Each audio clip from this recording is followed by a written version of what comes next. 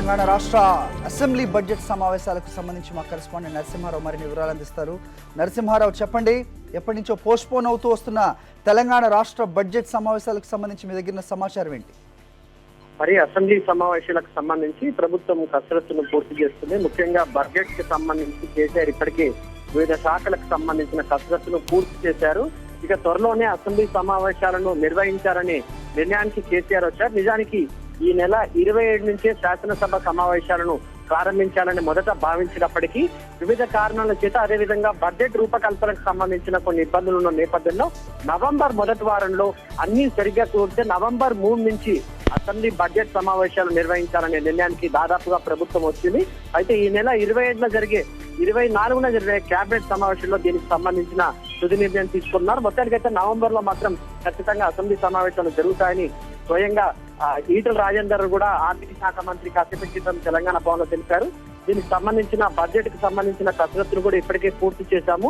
త్వరలో బడ్జెట్ కూడా తెలంగాణ అంచనాలకు, ముఖ్యంగా తెలంగాణ ఏర్పడిన తర్వాత పూర్తి స్థాయి బడ్జెట్ కి సంబంధించిన కసరత్తులు పూర్తి చేసిన నేపథ్యంలో నవంబర్ మొదటి వారంలోని అసెంబ్లీ సమావేశాలు నిర్వహించాలనే నిర్ణయానికి దాదాపుగా ప్రభుత్వం వచ్చినట్టుగా మనకు పార్టీ వర్గాల ద్వారా తెలుస్తుంది. హరి, అంటే ఆలస్యానికి గల కారణాలేంటి?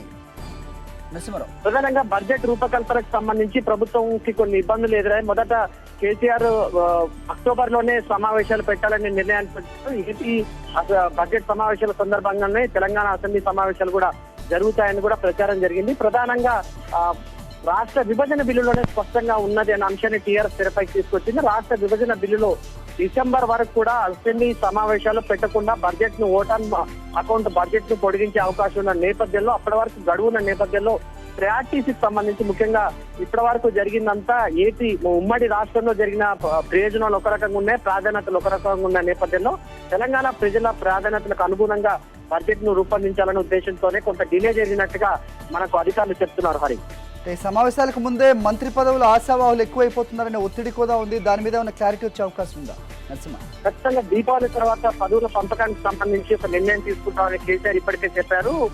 మంత్రివర్గ విస్తరణకు సంబంధించినంత వరకు మాత్రం ఇప్పటికి ఇంకా స్పష్టత రాలేదు. నిజానికి ఈ నెల 22నే అంటే ఈ రోజే మంత్రివర్గ విస్తరణ జరిగే అవకాశం ఉందనే ప్రచారం కూడా జరిగింది. అయితే వివిధ కారణాల వల్ల అది పెండింగ్ లో వస్తుంది. అయితే ఖచ్చితంగా దీపావళి తర్వాత అంటే అసెంబ్లీ సమావేశాలకు ముందే విస్తరణ ఉంటుందనే ఊహాగానాలను అలా తెరిపైకి వస్తున్నప్పటికీ కేసీఆర్ మాత్రం ఇప్పటి వరకు మాత్రం పదవుల పంపకానికి సంబంధించినంత వరకు మాత్రం ఎలాంటి ఇండికేషన్ ఇవ్వనట్టుగా పార్టీ వర్గాలు చెప్తున్నాయి. Hari, okay Narasimharao, thanks for the inputs.